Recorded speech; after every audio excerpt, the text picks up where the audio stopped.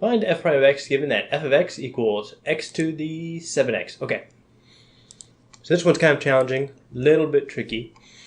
Probably a little bit trickier than you'd find on the AP exam, but the concepts on how to go about this one are good to know.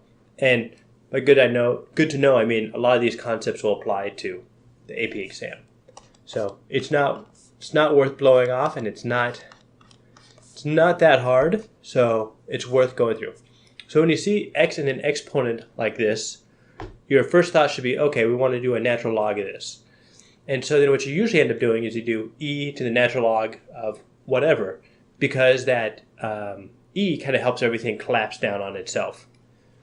And we totally could do that. I'm pretty sure that would probably work, but it's just a little bit cleaner and intuitive, especially for this one, if you just do the natural log of both sides. So your natural log of y equals natural log of x to the 7x. And from here, you can do 7x natural log of x. Natural log of y. And then I've heard this referred to as a mnemonic as log rolling. You have your natural log and you roll the exponent down. There's a lot of log rules out there, and it's kind of hard for me to keep them straight. So one of the things I do is I just kind of trial and error. This is not not a proof by any means, but it's a warm fuzzy, if you will. I like to use 2, 3, and 8. So I know that log of 2 to the 3 equals log of 8, which should equal 3 natural log of 2. And this is simple enough that you can do it on your calculator. So we pull up our trusty calculator, our TI-83 Plus. I'm more of a Casio guy myself, but this is a really cool. TI-83 Plus is standard. Okay, focus. So let's do natural log of 8. Click. I don't need the second parentheses, but I'm going to do it anyway. 3 times natural log of 2. Boom. And they equal the same thing. It's not like proof. This rule works. But when you're panicking and you're on a timed, evaluation, if you have a couple extra seconds, it's worth pulling out your calculator and just punching in numbers that you think should work.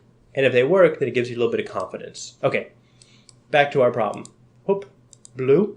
No, I don't feel like blue. Cyan. Is that cyan? I should check. Okay. So now we got the same equation as above, except we just rearrange things. Now we're going to take the derivative of both sides. We don't usually do this, but we can. And so what we're left with here is derivative of natural log of y would be 1 over y times, I'm going to say dy. I understand this is an abusive notation. It's not supposed to be dy, it should be dy dx, but we're going with this. It works fine enough. It's more mnemonic than actual mathematical proof, but that's okay. Equals, and then for this one, we're going to have to use the product rule. So 7x times derivative of natural log of x, which would be 1 over x, plus derivative of 7x, which is 7 times natural log of x.